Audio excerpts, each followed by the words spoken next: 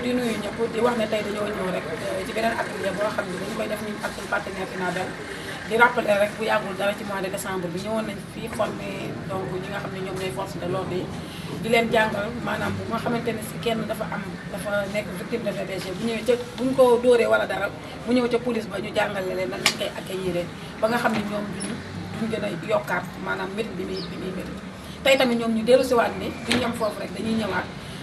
defaraat beneen formation boo xam ne maanaam structure de santé la ñi nga xam ne ñoom ñooy liggéey ci hôpitaux yi ñi nga xam ne ñooy liggéey ci centre de santé yi parce que foofu tamit nit ki bu ñu ko gaañee wala ñu dóor ko wala dara bu demee ca structure de santé la parfois ni ñu koy dégloo wala ni ñu koy accueillir parfois loolu mën na gën a yokk méditam parfois mën na yokk sax mën na ko def trouble psychologique muy màgg ak moom di màgg ak moom yi bëri na ay jigéen yoo xam ne ay filles yoo xam ne ñu ngi màgg am ay problème amaana xamuñu sax lan moo tax problème yooyu ñu am ko fekk na ba ñuy ndaw xëy na jànkoon nañ noonu ay problème yu mel nii réglé wuñu ko woon fañ koy réglé ñu dem ba nekk mag loolu jàpp leen looloo tax nag Pinabel moom xalaat ni loolu dañ ko war a réglé ca racine ba moo tax tey ñu ñëw wax dëgg yàlla woo fi ñëpp ñi nga xam ne ay acteurs de la santé la ñi nga xam ne ñi ngi yëngatu ci santé des élèves ci école yeeg CAOSP psychologue conseiller gépp ñu formé leen pour wan leen nan la ñuy jëlee en charge cas yu mel noonu. moom gis nañ ne ci Kaffrine bëri na trop ndax taux de prévalence wax naa ko léegi 53% la mais ci loolu sax bëri na cas yoo xam ne loolu maanaam mooy ñun li ñu gis mais luñ dul gis ak li ñuy nëbb moo ëpp ndax tey boo demee tey par exemple si àll bi da ngay gis ne day am cas yu bëri yu fay am mais duñ ko nangoo signaler parce que ki koy def day nekk ci membre famille bi ay mbokk la ñuy doon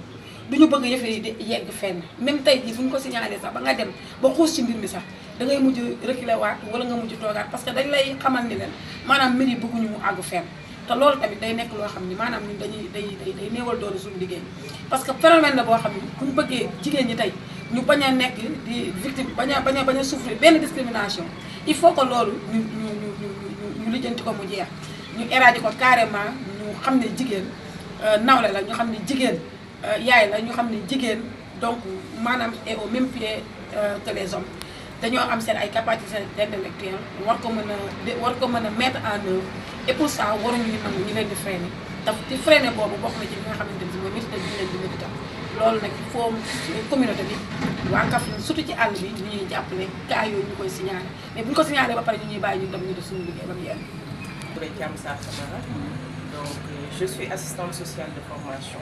mais experte associée au niveau du Centre régional de formation, de recherche et de plaidoyer en santé de la reproduction, qui était initialement basé au niveau de l'hôpital de Dantec, qui est connu de la sous-région. Alors aujourd'hui, en tant que... Merci beaucoup. Peut-être faire un petit rappel. Nous sommes actuellement sur un processus. Et je dois dire que c'est pratiquement l'une des phases finales de ce processus. On a démarré par une étude socio-anthropologique. On n'est pas venu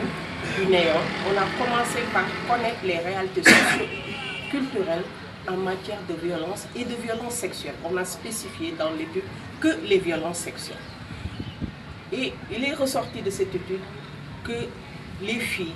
les femmes étaient souvent violentes. Mais en première intention, les jeunes filles. Les personnes également en situation de vulnérabilité, les handicapés par exemple, ou bien les déficients mentaux. Donc, et lors de cette étude également, beaucoup d'aspects ont été mis en exergue. Par exemple, pour justifier ce climat de violence, on incriminait le comportement des jeunes filles, l'habillement indécent. Et culturellement, il y avait également cette notion de sutura qui est là, qui faisait que quand la violence manifestait,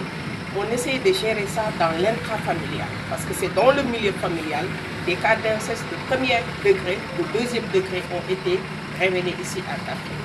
Mais également dans le voisinage immédiat des victimes. Parce que souvent, la victime connaissait son bourreau dans la famille, dans le voisinage, dans le milieu scolaire, dans le milieu du travail et quelques rares cas de viol opportunistes.